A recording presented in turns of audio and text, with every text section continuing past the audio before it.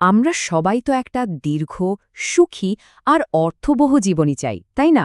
আর এই খোঁজে জাপানের একটা দারুণ ধারণা ইকিগাই আমাদের একটা নতুন পথ দেখাতে পারে। চলুন আজ এই অসাধারণ দর্শনটার গভীরে ঢোকা যাক। সকালে ঘুম থেকে ওঠার কারণটা কি শুনতে খুব সাধারণ প্রশ্ন মনে হলেও এর মধ্যেই কিন্তু একটা উদ্দেশ্যপূর্ণ জীবনযাপনের শক্তিশালী দর্শন লুকিয়ে আছে।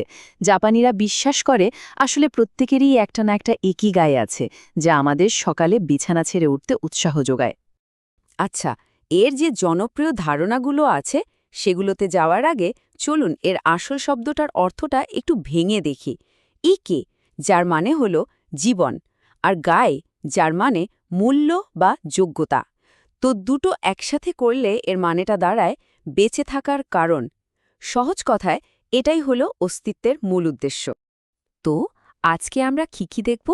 প্রথমে এর সবচেয়ে পরিচিত ধারণাটা জানব, তারপর দেখব এর পেছনের আসল সত্যিটা কি। ওকিনাওয়ার মানুষের জীবন থেকে শিখব, আর তারপর নিজের ইকিগাই খোঁজার পথ আর 10টা সহজ নিয়ম নিয়ে কথা বলবো।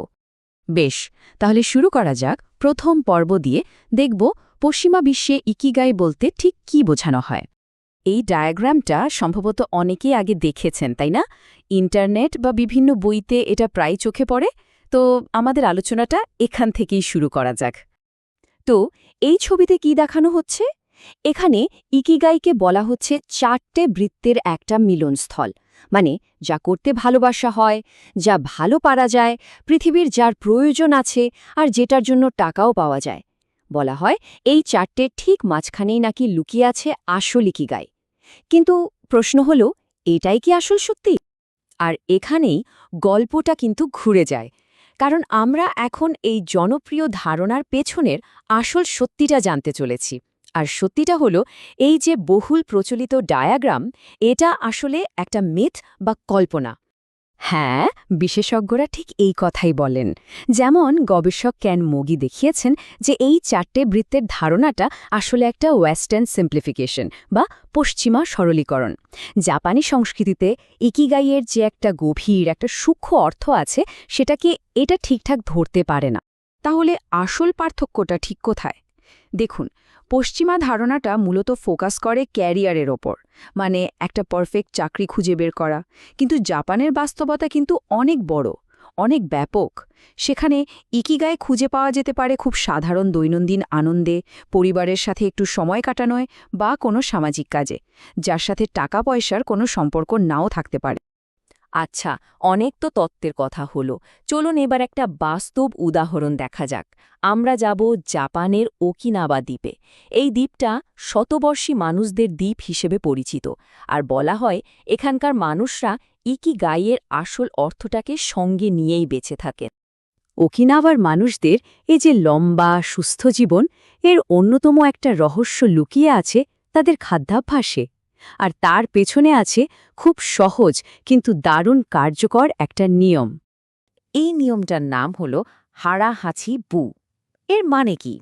মানে হলো পেট একদম পুরোপুরি না ভরে মোটামুটি ৮০% ভর্তি হলেই খাওয়া থামিয়ে দেওয়া। জানেন, ওকিনাওয়ার অধিবাসীরা দিনে গড়ে মাত্র ১৮০০ থেকে ১৯০০ ক্যালোরি খায়, যেটা কিনা পশ্চিমা দেশগুলোর তুলনায় অনেক অনেক কম। আর এই সংযমটাই তাদের সুস্থতার একটা বড় কারণ। কিন্তু ব্যাপারটায় শুধু খাবার দাবারই নেই। তাদের লম্বা জীবনের আরেকটা বড় স্তম্ভ হল মোয়াই। মোয়াই কি? এটা হলো একটা সোশ্যাল গ্রুপ, মানে বন্ধুদের একটা দল যারা একে অপরের সব বিপদে আপদে, সুখে দুঃখে পাশে থাকে। ভাবুন তো, আজকের পশ্চিমা সংস্কৃতিতে যেখানে ইন্ডিভিজুয়ালিজম বা ব্যক্তির স্বাতন্ত্র্যের এত জয় জয়কার, তার ঠিক উল্টো একটা ধারণা। এখানে জীবনের উদ্দেশ্যটা নিজের একার সাফল্যের মধ্যে না, বরং নিজের গোষ্ঠীর প্রতি দায়িত্ব পালনের মধ্যে লুকিয়ে থাকে। আর অনেকের কাছে তো এই মোয়ায়ের সেবা করাটাই তাদের ইকিগাই।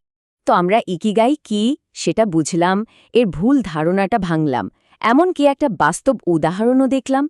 এখন সবচেয়ে জরুরি প্রশ্নটা হলো, নিজের ইকিগাই খুঁজে পাওয়া যাবে কিভাবে? চলুন এর কিছু সহজ উপায় দেখে নেওয়া যাক। দেখুন, নিজের ইকিগাই খুঁজে বের করার প্রক্রিয়াটা কিন্তু খুব জটিল কিছু নয়। 4টে সহজ ধাপ ভাবা যেতে পারে। ১ নম্বর, যে কাজগুলো মন থেকে ভালো লাগে সেগুলো খুঁজে বের করা। হতে পারে পুরনো কোনো শখ বা একদম নতুন কিছু। ২ নম্বর, নিজের শক্তিগুলো খেয়াল করা, কোন কাজগুলো বেশ সহজেই করে ফেলা যায়, কোন কাজের জন্য প্রশংসা পাওয়া যায়। ৩ নম্বর, একটু ভাবা যে কোন জিনিসটা অর্থপূর্ণ মনে হয়, মানে পৃথিবীর কোন বিষয়টা নিয়ে কাজ করতে মন চায়। আর ৪ নম্বর, আর এটাই খুব জরুরি, কোনো বড় চাপ না নিয়ে ছোট ছোট করে বিভিন্ন জিনিস চেষ্টা করে দেখা, যেমন ধরুন কোনো ভলেন্টিয়ারিং বা একটা ছোট কোর্স। বেশ, আমরা আমাদের আলোচনার প্রায় শেষ পর্যায়ে চলে এসেছি। এই অংশে আমরা পুরো ইকিগাই দর্শনটাকে 10টা সহজ নিয়মের মধ্যে দিয়ে বোঝার চেষ্টা করব। এই নিয়মগুলো মনে রাখাও সহজ, আবার জীবনে কাজে লাগানো সম্ভব। তাহলে নিয়মগুলো কি কি এক এক করে দেখি। ১. সবসময় সক্রিয় থাকুন, পুরোপুরি অবসর নেবেন না। ২. সবকিছু ধীরে সুস্থে করুন। ৩. পেট পুরে খাবেন না, মানে সেই হাড়াহাছি বু। ৪. ভালো বন্ধুদের পাশে রাখুন। ৫. পরের জন্মদিনের জন্য শরীরটাকে ফিট রাখুন। ৬. হাসুন।